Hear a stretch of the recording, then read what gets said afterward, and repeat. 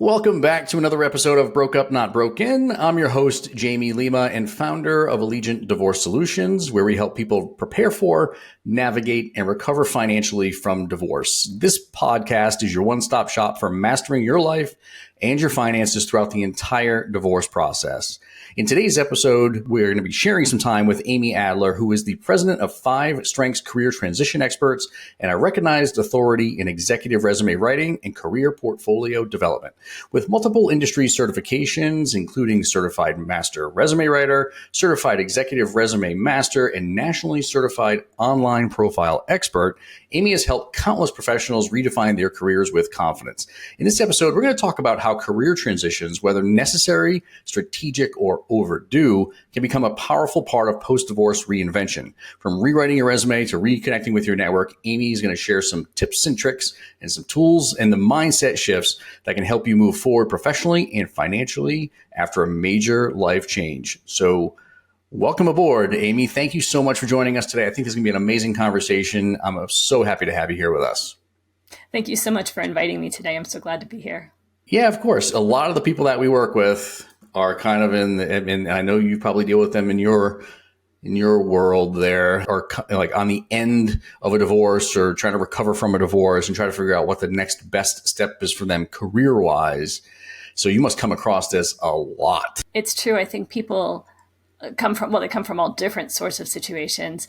But I think a big piece of it is when there's been a life change and something has happened or some financial situation has brought them to the point where they need to get a different job or a new job, or maybe the first job they've held in a long time after raising a family. These things happen with surprising frequency alongside sort of the more traditional job searches. But it's always a surprise to me that they are surprised that they haven't, as I like to say, planted the tree before they need the shade, that they haven't been thinking about these things long in advance. And all of a sudden they are presented with a situation that they now have to deal with in terms of their career change. Yeah. A lot of the people that we work with, I'll just kind of share with you the demographic and a lot of the demographic of the folks that are listening to us today. We have a lot of folks that are, stay-at-home moms and decided that they were going to sacrifice their own career to stay at home to take care of the family and keep the family unit together. And that may be 5 years, 10 years, 25 years. I mean, we work with a lot of people that have been doing that work for a long, long time, and they've sacrificed their career to be able to do that and help their significant other, in his or her career. So what do you have to say to those people that are experiencing that, and now they're thinking like, I've got to figure out how to get back into the workforce? What are some of the first things you would tell somebody that shared that experience with you? I would say the first thing is tone down the fear that comes with this, because inevitably this is going to be very, very scary for somebody who's been out of the workforce for some time. I was just talking with somebody this week, the husband actually, who's been raising the toddlers for the last handful of years. And now he's ready to do something for himself that is sort of professionally oriented. So it's not just the moms. I will say for sure, it can be the dads too. And to get past that initial sort of shell shock of, I have to now go do something very, very different from what I've been doing before, can start with some pretty simple and frankly free explorations, and maybe only in terms of investment in terms of time, but they certainly don't cost anything to get this new sort of plan in place. And the first thing I advise people to do is to look at their favorite job search sites. So, of course, LinkedIn is a big one. Indeed is a really good one for this process. And instead of saying, you know what, I want to be a fill in the blank, whatever it is, do a search on things that they like to do. So things they're good at. So a stay-at-home parent certainly is dealing with budgeting and purchasing and managing, perhaps, I won't say a staff necessarily, but sort of all the stakeholders, maybe the kids' teachers and their healthcare teams and all those kinds of things. And these can be proxies, if you will, for the kind of work that happens in a corporate environment. So some piece of this is what people should search for just to see what these jobs look like. What jobs use these skills? What can they search for, or what can they find when they're searching that feels like stuff they want to do every day? So basically what you're saying is take some of the unpaid experiences that you've had and try to find that overlap. No doubt. And the same is true, by the way, for volunteerism. So somebody who has been out in the community or working at a kid's school or some maybe religious institution or whatever it is, just because it's not paid doesn't mean it's not real work. That's pretty interesting. What about networking? You talk a lot about networking in the work that you do and on your website. So when networking is one of the I do it because I have to. It is one of my least favorite things to do. I'm not one of the shaking hands and kissing babies type of person. I could never be a politician, but this is something that people have to get over that, right? Especially if you're re-entering the workforce, I would presume. It's true. And it might be the second most fear-provoking aspect of job search, if the prior one was the first. But it's a natural extension of what we do every day. So meeting somebody at the kids' soccer game, the spouse or the friend or whatever of somebody these are very safe networking, let's call them targets, because they're already in your orbit. And asking the people best makes it even easier. So let's say your cousin works in a totally different industry compared to you. You see one another at family gatherings and you talk about all sorts of things, reminisce about being kids or whatever you're doing, but maybe you never asked, so tell me, what is it like to be in the such and such manufacturing industry? Or what do you do in the office of whatever at your, in your state government? And these are very safe targets to centralize your initial networking outreach on, because these are people who already know you and already care about you. So making this first foray, like doing it like this, means you're generating practice and you're figuring out how to do this and what to say. So then when you want to talk to somebody you don't know, you can kind of, close your eyes and jump and know that you have done all the preparatory work that enables you to have a meaningful conversation with somebody you might not know as well. And then I presume at that point, it's just all about the momentum, right? Because isn't that the story of life? Is once you take that first step forward and you get that momentum behind you, it's much easier from there, I presume. Well, I'm sure we all remember the commercial from back in the 70s, and they told two friends and they told two friends, right? It's the same thing. So if you, whether using these exact words or this sort of spirit of language, who else should I talk to? Who else do you think I could learn from? They might say, you know what, you should really talk to my friend Sally, or you should really talk to my friend Joe. They know a lot about whatever we've been talking about or the things that you're interested in. And now you have quite literally a warm introduction with somebody who you already knows and trusts you, to somebody they already know, like and trust, same language. And that connection should be relatively seamless. So it's not exactly calling up somebody you've never laid eyes on or never had a connection to, although it can be. But these warm connections can be super, super valuable as people try to expand in different ways. And by the way, everyone likes talking about themselves. So if you want to speak to somebody about what they do and what they know, it's almost a slam dunk, because they are likely to want to talk about themselves and in the process think you're brilliant because you're asking fabulous questions, delivering engaging conversation, and letting them have their space to say all the things that you want to know about them. And that's the thing, is you have to have good questions, right? I mean, that's the beauty of that Pareto's rule, right? If you're talking 20% of the time and they're talking 80% of the time, that's the hook, right? So you ask really good questions, really good follow-up questions, and keep your that person that you're trying to glean information from talking. And I've seen this even in my own the interviews I've done in the past. When you're asking really good questions and that person is talking and talking and talking, it takes the pressure off of you some, right? Especially in the interview setting, and you're letting that interviewer talk. It's almost like it's almost a slam dunk if you can just keep them talking. Completely. And they will love it. And that's the best way to learn, right? Because in that 80-20 view of the world, you're learning 4 times as much as you're speaking. So, yeah. And let them share with you what they know. And it's not that you can't speak or you can ask questions or you can't have some sort of interaction that's natural for you.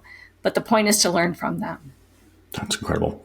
Super helpful so far. So I want to do a deep dive, if we can, just here on LinkedIn, because you mentioned it earlier, and I spend a lot of time on LinkedIn and, trying to market market our wares, so to speak. But also I get a lot of those, hey, can I pick your brain type of messages all the time, because I've been a financial planner for 20 plus years now. And there are a lot of people that are out there just starting off in this world and trying to learn, or maybe they launch their own practice and they're trying to figure out how to do that and what some of the figure out what all the landmines are that I stepped in so they can avoid them.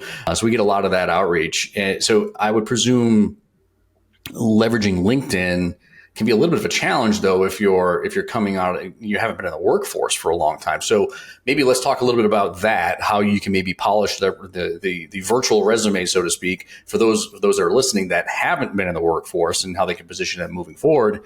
And once you get past that and you have your LinkedIn profile set up and everything else, how do you maximize it? It's kind of a 2-part question here, but that's kind of where I want to go with this. So let's talk about the first part here. Anything you have to share there? So when somebody, let's say they don't have a LinkedIn profile, they've never signed up. I don't know if that's all that common. I think there's about 1 billion users now. So, but let's say there's a lot. But let's say somebody has a relatively speaking empty LinkedIn profile, maybe with a handful of connections or none, and there's not a lot of content to fill that.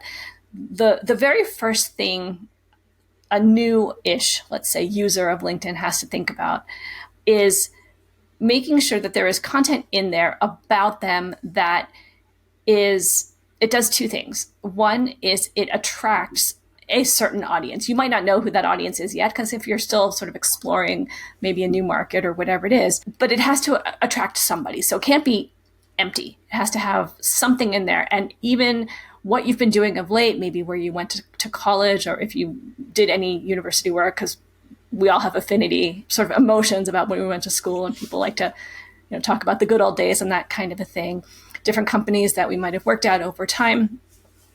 And then fill in the spaces with just a description of the stuff that you did when you were in these organizations. And again, they don't have to be paid work or references to paid work. They can be work that you did at your kids' school or at a local nonprofit or wherever you volunteer, whatever it might be, because that's still about you and it's still really interesting. Eventually, that content is going to shape in a more targeted way. So it doesn't have to start that way, but the ultimate goal is to have the right content in there that should attract somebody who's doing a search for someone like you, and then give them something interesting to read when they're there. And that might not come in the first round, but your LinkedIn can be a little bit of a living document in that sense. And you are allowed to change it every now and then. I won't say change it all the time, and don't change it drastically unless you really, really mean it, because it will confuse people if it's shifting all the time. But you're allowed to make inroads into shaping it the way you want it to feel and read, so that eventually you are speaking to a very specific audience, that kind of audience who would presumably want to hire you. So then once you have the LinkedIn profile set up and you've kind of, and I have some questions about how we can like handle that gap, right? Because in some cases people have worked, in a professional setting. They've worked, maybe they graduated college, they worked for a few years in a particular industry or whatever, and the next thing they decide to take time off to raise a family, and whether that's husband or wife or whatever, it doesn't really matter. But then there's a gap, right? And overcoming that gap. So I guess maybe let's talk about that, and then I want to talk a little bit about how we can actually maximize LinkedIn to the best of our abilities here. So how do we overcome that gap? So it depends on where the gap is. If it's X number of years in the past, I wouldn't worry about it very much. If it's the most recent handful of years, that's something to address. So let's say let's imagine a person who started staying home to raise a family 10 years ago, and there's nothing professional, nothing is sort of paid in the last 10 years.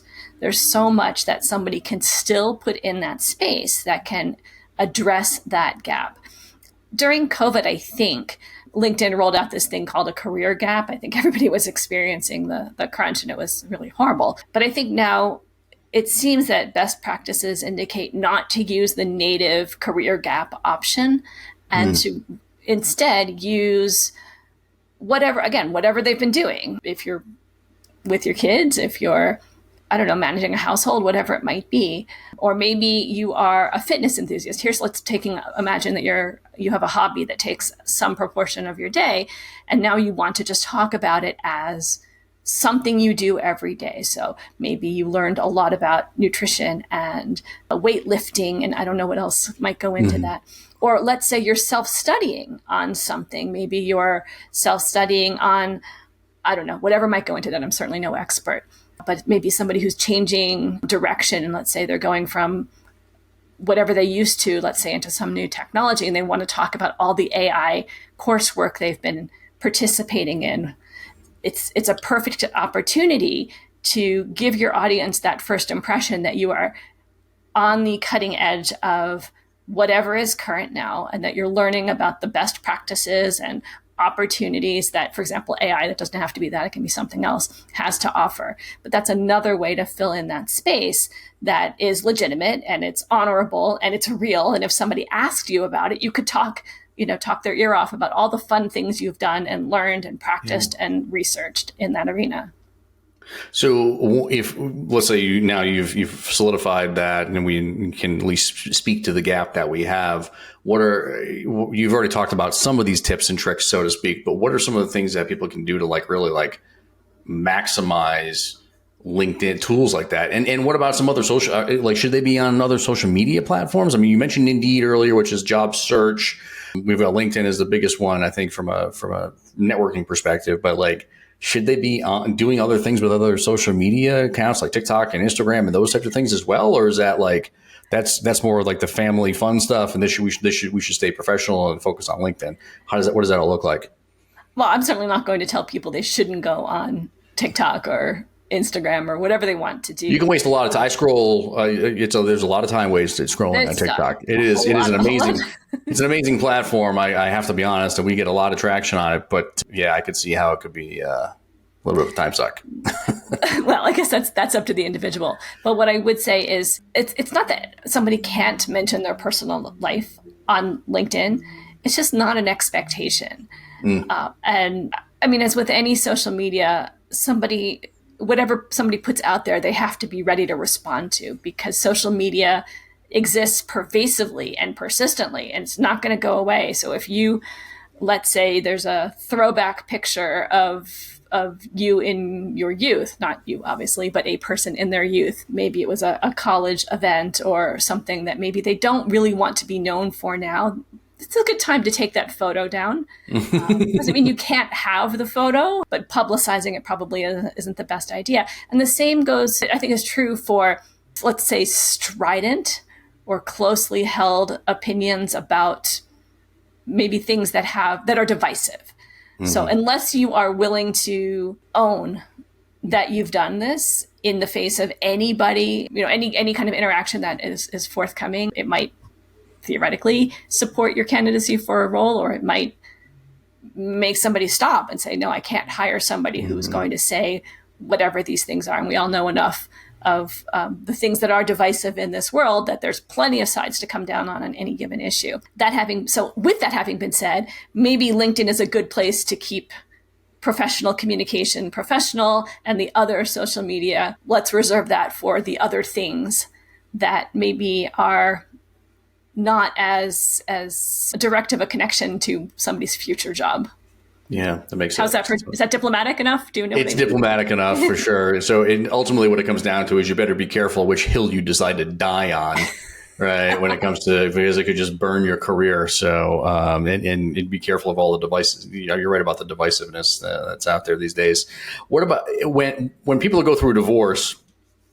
what I see on the tail end of it a lot is that there's a lot of unsteadiness, especially from a financial perspective. They're concerned about their finances, and they have like, what is my new life going to look like, and how do I keep a roof over the kids' heads, and how do I put myself on like all these spinning plates of responsibility and all these things that and people, even some people feel shame about having a divorce. So how do you help people break through that barrier, so to speak, and project confidence and try to eliminate that, even though when they might not be feeling it inside? You have to be super confident when you're going into interview settings and trying to find a new career for yourself. So like, how do we best handle that? Well, I think in the same way, nobody liked getting up in 10th grade in front of the classroom to give their book report or whatever. Everybody is going through that same sense. And I'm sure our listeners are feeling it even more acutely. But I think nobody really knows how to do this with confidence. So reaching out to people as a human being is, I'm a human, you're a human, we're having a human conversation. I think that's a very good place to start. And knowing that not every interaction is going to be perfect, and it doesn't have to be. It just has to be who you are. In terms of assessing what to do when you feel that panic, I will offer up one other thing, which I don't know if this was sort of where you were going, but I think about it a lot, is be very wary of who your audience or your networking connections might be if you don't know them, because there is so much in the way of scam out there that makes job search now particularly, I think, harder than ever.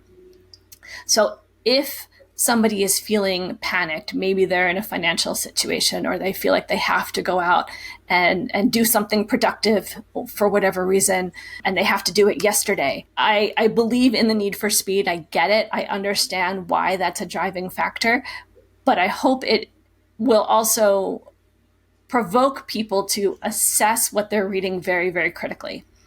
And if somebody looks like they don't have a lot of, on LinkedIn, if you're talking to somebody who is trying to get you to speak off platform, or they're trying to get you to send private information, this is not somebody that you want to be interacting with. And if it looks like their titles and their job titles and their experience and maybe schooling don't seem to add up, and maybe they only have 3 connections, these are red flags. Which is, by the way, another reason why when somebody is new to LinkedIn, they should be connecting with all the people they do know, so that there is some critical mass there with people that are legitimate, so that they also look legitimate. And by the way, a real photo is a great way to amplify that. Yeah. So if you're seeing a profile that looks like an AI photo with, 7 fingers and whatever, total red flag.